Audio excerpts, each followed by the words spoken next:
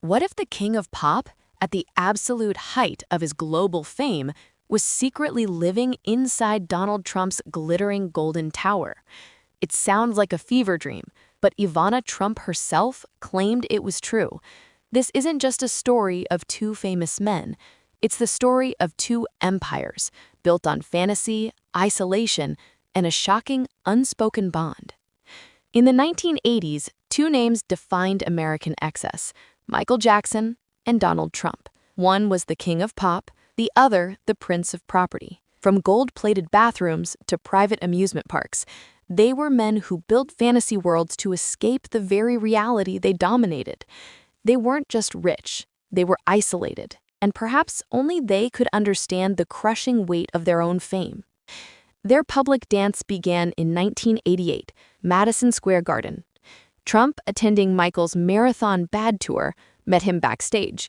He was quiet, low-key. Trump recalled thinking, "There's no way this guy is going to go out on that stage and perform." Then the lights hit, the icon exploded, and Trump saw the power. But he had no idea how deep their connection would become. This public meeting was just a handshake. The real story was happening behind closed doors. Ivana Trump, in her memoir, dropped the bombshell. Michael was a regular fixture in Trump Tower, not as a guest, but as a resident. Imagine that, the most famous man on earth, hiding in plain sight, playing video games with Ivanka and Donald Jr., building Lego towers of the very building he was hiding in. But why? Why would Michael Jackson need to hide inside Trump's fortress? The answer was simple. He trusted him, for now. But their strangest public appearance was yet to come. April 6, 1990, the grand opening of the Trump Taj Mahal casino in Atlantic City. Trump needed spectacle. He needed headlines. So he called his ace in the hole, Michael Jackson. The media went insane. Fans were screaming, fainting. It was, as one reporter called it, downright Beatlemania. Michael toured the casino, Trump at his side, the cameras capturing every second. It was the ultimate photo op, a display of mutual power. But as Michael smiled for the cameras, surrounded by the chaos of slot machines and screaming fans, he had no idea his world was about to be shattered. In the middle of that gaudy, chaotic casino, he received the news. Ryan White, the young Indiana teenager battling AIDS, the boy Michael had befriended and gifted a Ford Mustang, had died. The party stopped. The noise faded. Michael was devastated. He had to go. He had to be there. But he was trapped in a media circus, hours from Indiana. He needed an escape. He needed a miracle. And in that moment of crushing grief, he turned to the one man in the building who could make the impossible happen.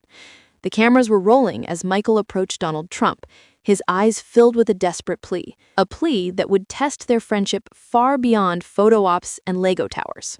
If you'd like to support the research we do to uncover deep stories like this one, please take a moment to like this video and subscribe to our channel.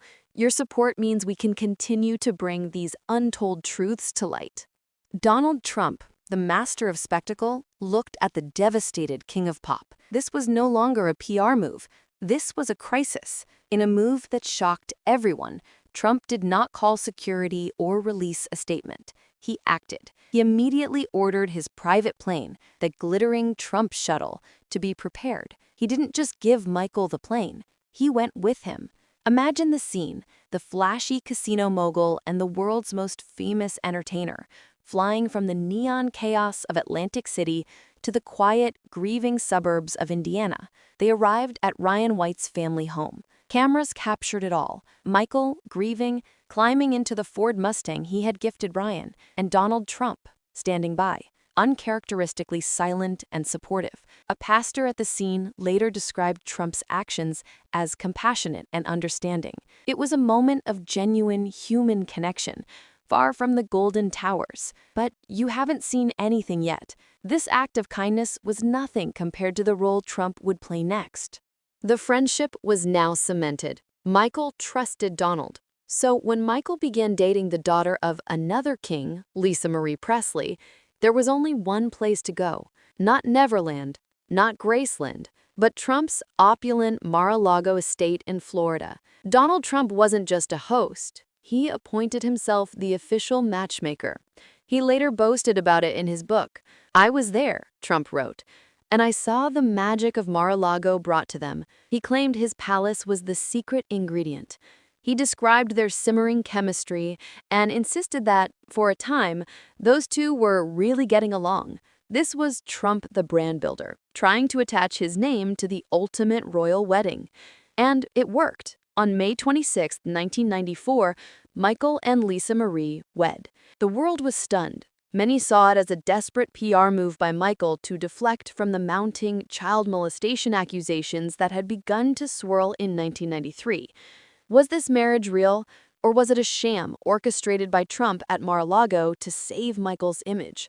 Trump, of course, was their biggest supporter. "Those two really get along great," he told the media, "and they're very happy." He just had to sneak in the fact that they were staying at the top of Trump Tower. But the magic didn't last, and this is where the story gets dark. Less than 2 years later, the marriage dissolved. The fairy tale, born in Trump's palace, had crumbled. Michael was entering the darkest period of his life, and as the world began to turn on him, a strange, hidden detail emerged.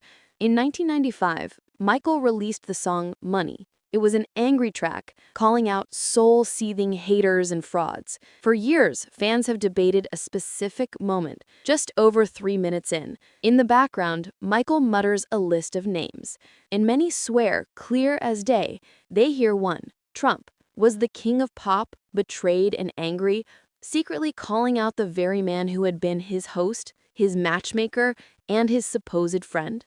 Did the friendship die there, in a whispered accusation on a revenge track? For years, the two titans kept their distance. Michael fought his demons, and Trump built his empire. But their story was not over. The most shocking chapter was yet to be written. December 2003. The police raid Neverland. Michael Jackson is formally charged with 7 counts of child molestation. This wasn't just a scandal, it was the end of his world. Sponsors fled, friends vanished. The media, the public, the entire world convicted him before the trial even began. He was the most toxic man on the planet. To stand by him meant career suicide. Who would be crazy enough to do that? You will not believe what Donald Trump did next. As Michael's life crumbled, one voice, loud and defiant, cut through the noise. It was Donald Trump. He went live on Larry King, not once, but repeatedly, to defend the indefensible. "I'm going to stick by him," Trump declared to a stunned audience, "because nobody else is." This wasn't just a casual defense. Trump put his entire reputation on the line. He knew the accusations, he knew the risk, but he doubled down. He told the world, "I am certain of that." He was not a child molester. How could he be so sure? Trump used his most valuable asset as proof, his own children. "He just loved children," Trump explained. "He played with my son Eric and my son Donald. He was not a child molester." This was the ultimate gamble. The kingmaker was shielding the fallen king.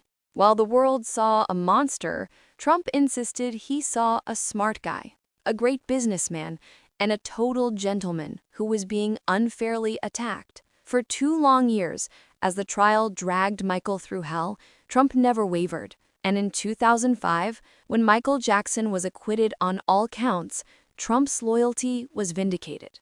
After Michael's tragic death in 2009, Trump was everywhere, eulogizing his friend. He called him the greatest entertainer I've ever seen, but also spoke candidly of his bad surgery and lost confidence. It seemed this bizarre, complex bond of loyalty would last forever. But the story doesn't end there. The final brutal twist was yet to come. Years passed. Donald Trump, the casino mogul, completed his impossible rise. He was now president of the United States, and the final word on this strange friendship wouldn't come from him or from Michael. It would come from Michael's own daughter, Paris Jackson. In 2017, standing on the stage of the MTV Video Music Awards, Paris looked into the camera and delivered a message aimed directly at the White House, denouncing fake news. Later that night, she confirmed it with a now-deleted tweet. "Stuff up, Donny boy. At real Donald Trump, the betrayal was complete. The man who had risked his reputation for her father, the only one who stood by him when the world called him a monster, was now publicly dismissed by the very family he had protected. Michael Jackson's world is far more complex than you think. In the next video, we're going deeper. To make sure you don't miss it, hit subscribe and click the notification bell. If this story shocked you too, share this video and press the like button.